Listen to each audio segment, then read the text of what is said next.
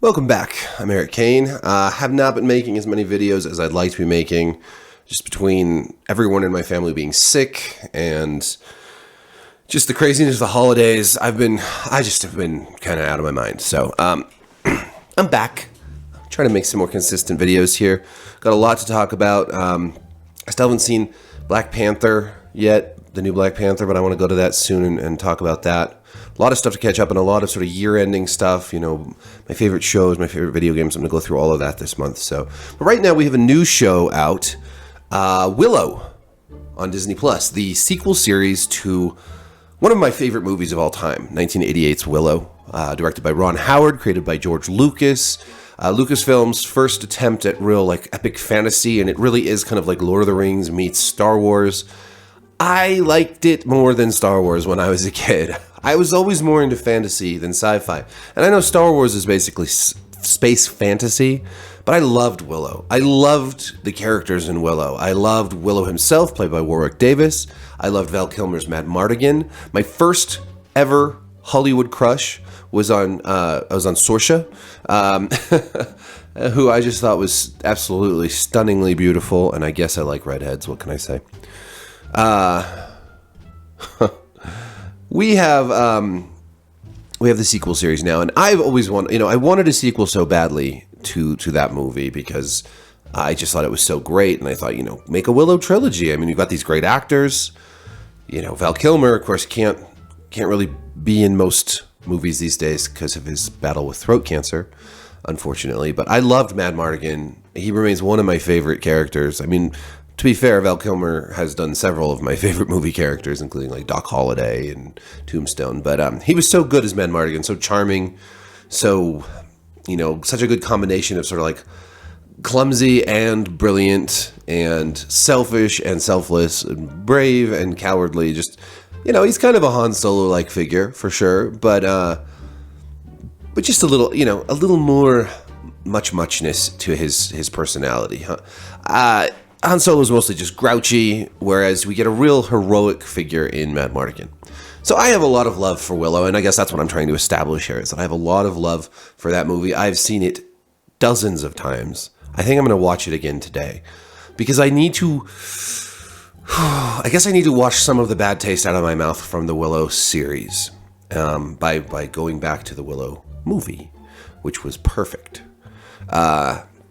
The series isn't all bad. I should get that out of the way right away. There is some good stuff in there. There's good characters like Borman, who's sort of filling in the void left by Madmartigan's absence. He's, charming, roguish sword fighter, basically, although he has a giant cleaver sword that he uses, which is pretty cool. He's funny and likable.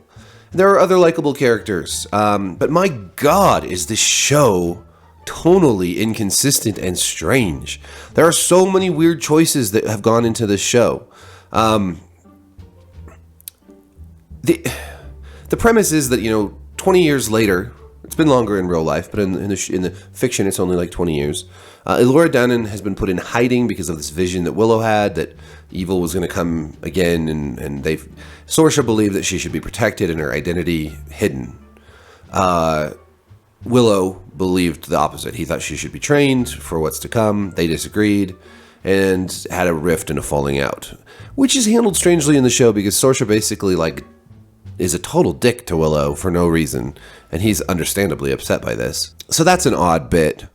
The evil comes, right? And actually one thing I really liked is that they revealed who Elora Danan was at the end of the first episode, rather than dragging it on for the whole season like you think they might do. For instance, we're going to go over to Amazon for a second. In the Wheel of Time, there was this whole, who's the dragon? Who could it be? It could be any of the 5 kids from the village. It could, we know who it is, but they kept us guessing because we thought maybe they would change it to, a different character from the books and change the whole thing. Because who cares about adaptations, being honest or having any actual attachment to the original stories and books and whatnot? Let's just change everything.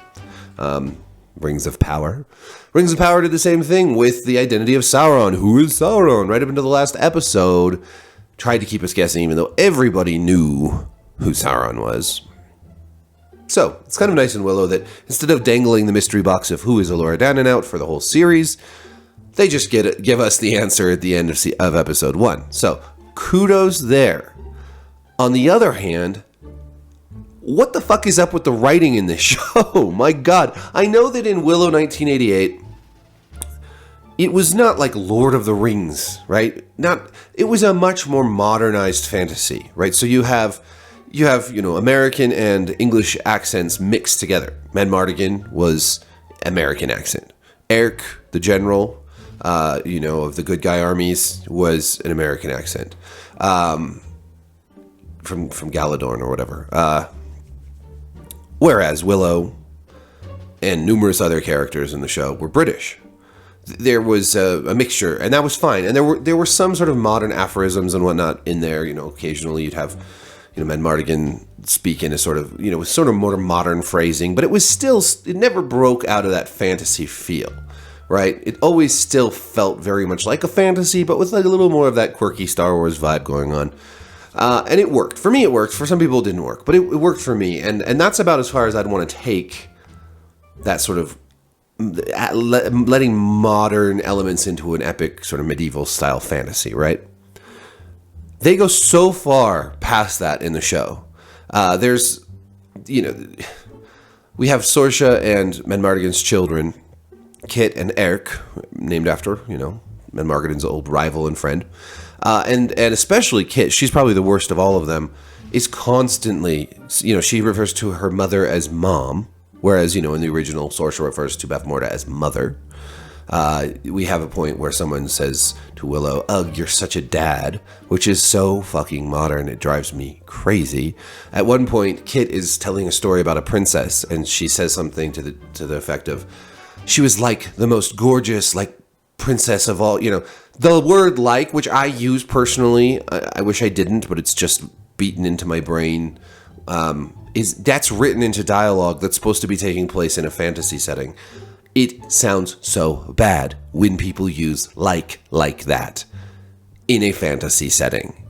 Honestly, the first episode feels like it's been dragged kicking and screaming from the CW, and that is a problem. The first episode was also written by the show's creator, Jonathan Kasdan, who is the son of Lawrence Kasdan, who wrote some of the best Star Wars material in the original trilogy. The pair, Jonathan and Lawrence Kasdan, son and father duo, wrote Solo, a Star Wars story, which was a pretty damn good movie, actually. But here, in this first episode, the dialogue is just absolute garbage. It gets a little better in the second episode, which I'm just going to look up because I forgot to do this, but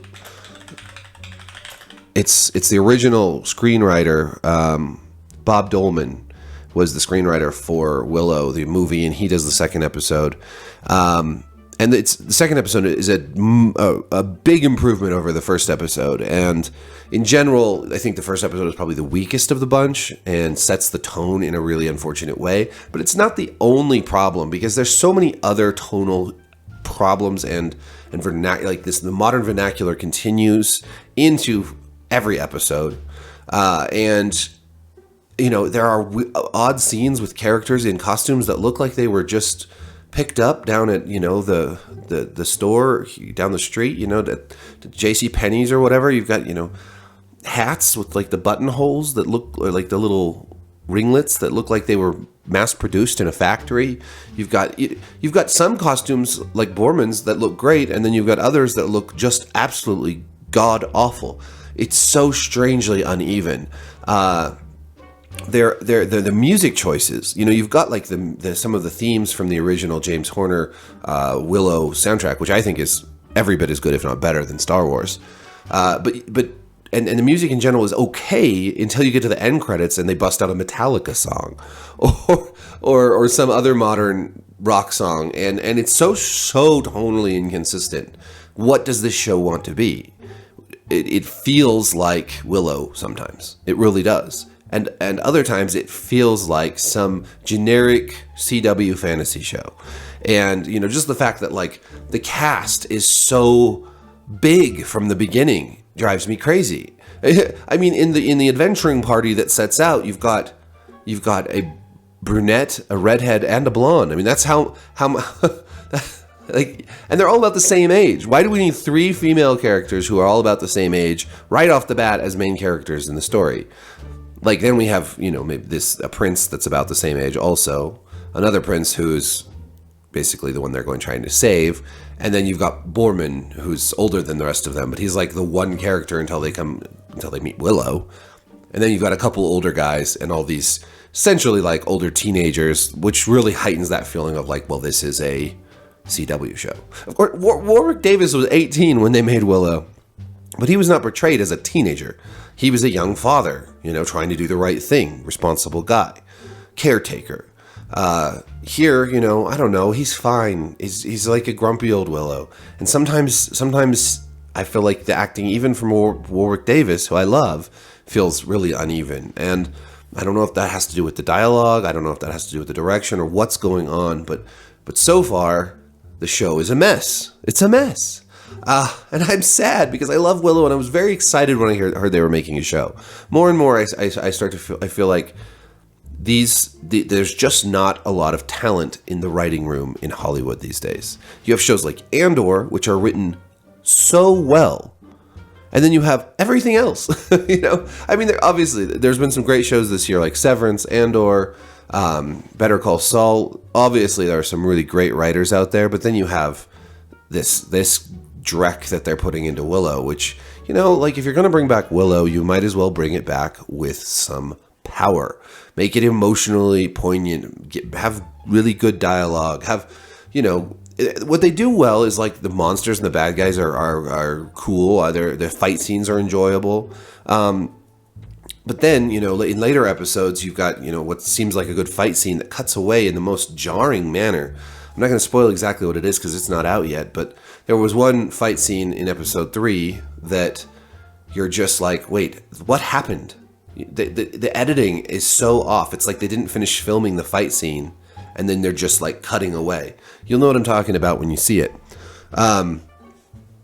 So it's just a really uneven show. I guess that's the end. That's the end of it. Some people you're gonna see YouTubers who are gonna make much ado over the queer romance. 2 of the characters, Kit and Jade, 2 of the young female characters, are clearly, you know, into each other. I don't care. That's fine. My problem with those characters is mostly that there's just so many characters in the cast that they start to feel superfluous. Like, what's the point of these characters? Why do we need so many characters? Why do they all have to be introduced so quickly rather than encountering and maybe learning about these learning about them on the way? We just get so much stuff dumped on us right from the beginning, including this big cast and all this exposition, and it's too much. And you just don't bond with anybody because there's too much. You don't bond with this, you know, this queer romance. I mean, that's gonna just earn brownie points basically, and I don't care about that. But I'd appreciate it if it was done well. Again, Andor also has a queer lesbian romance, but it's really interesting, and there's a lot that goes unsaid between them, and there's all this like packed in meaning without having to really focus on it all that much, because it's just treated like any other sort of, you know, troubled romance. You also hear people saying, oh, there's all this forced diversity, but that's bullshit, because unlike Lord of the Rings, Willow was diverse from the very beginning. For instance, the best fighters in the Nelwyn village, Vonkar, were black. There were a couple different black warriors in the Nelwyn community, and they were, you know, they were respected members of the community, and there was just never this idea that there wasn't diversity in this world, that it was all white.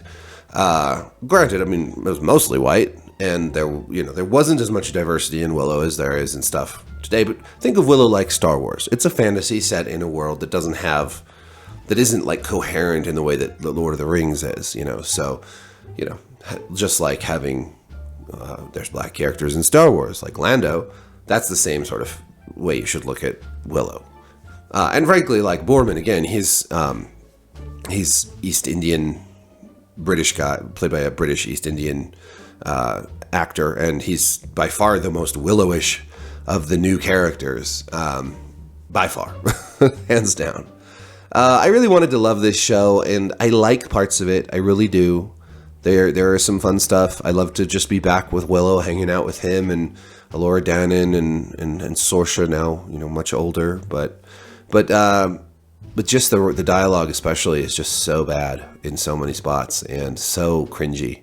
The worst of the bunch by far are Sorsha and Mardigan's kids, Kit and Eric, but also other characters like Dove, and they can't make up for the good, doesn't make up for the bad. So overall, very disappointed. We'll truck it out to the end, watch it. I don't think it's on the level of Rings of Power bad, but yeah, what a shame. They just can't get this right. I loved Willow. I played the NES RPG Willow. I read the Chris Claremont sequel trilogy, like Shadow Moon, that whole thing. That was a trip. You should read those books. They also have some controversial choices that I disagreed with, but at least they explored like this world in a really fascinating and often sort of hallucinogenic way. There's a lot of trippy like dream stuff and demon stuff and this world, the dragon world and all these, and it really focuses on Elora Danan as an older Elora Danan, and actually Willow changes his name to Thorn. And it's been ages since I read those books. Now I want to read them again. But if I were if I were making a Willow series, I definitely would take a very different approach than this show has taken. And yeah, but I'm not making these, so I'm just bitching about them. Anyways, thanks for watching. Like, subscribe. Let me know what you think of the first 2 episodes of Willow in the comments section. Peace.